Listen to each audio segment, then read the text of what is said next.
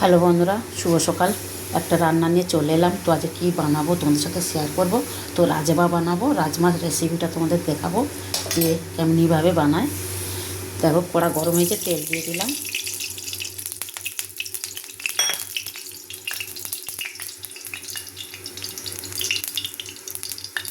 ফোড়ন দিয়ে দিলাম, তেলটা গরম হয়ে গেছে। তারপর গরম মশলাটা ইয়ে হয়ে গেছে, ভাজা হয়ে গেছে। আদা রসুনটা দিয়ে দেবো।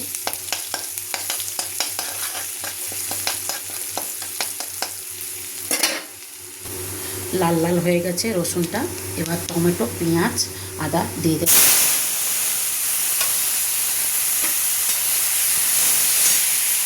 দেখো, মশলাটা ভাজা হয়ে গেছে। এবার এক এক করে মশলা দিয়ে দেবো।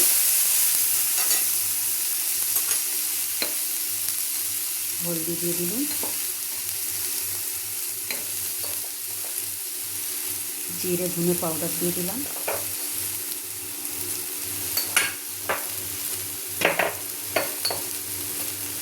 লঙ্কা পাউডার দিয়ে দিলাম। মারা লঙ্কা কম খায়, তো তোমরা কম বেশি খেলে বেশি দিতে পারো।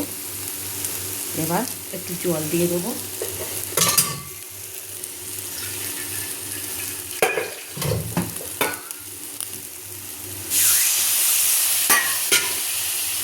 একটু জল দিয়ে দিয়েছি, একটু নেড়ে নেব। মশলাটা তাহলে ভালো ভাজা হয়, গন্ধ হয় না। মারা তেল কম খায়, তো তাই একটু তেলে কমে বানাচ্ছি। মশলাটা ভাজা হয়ে গেছে দেখো বন্ধুরা।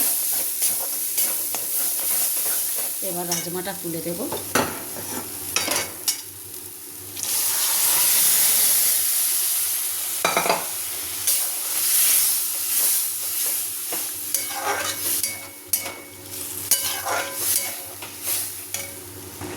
রাজমাটা হয়ে গেছে বন্ধুরা, কালারটা কত সুন্দর হয়েছে।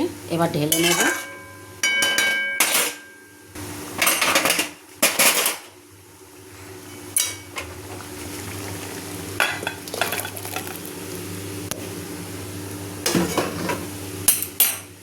উপর থেকে ধনে পাতা ছড়িয়ে দেব।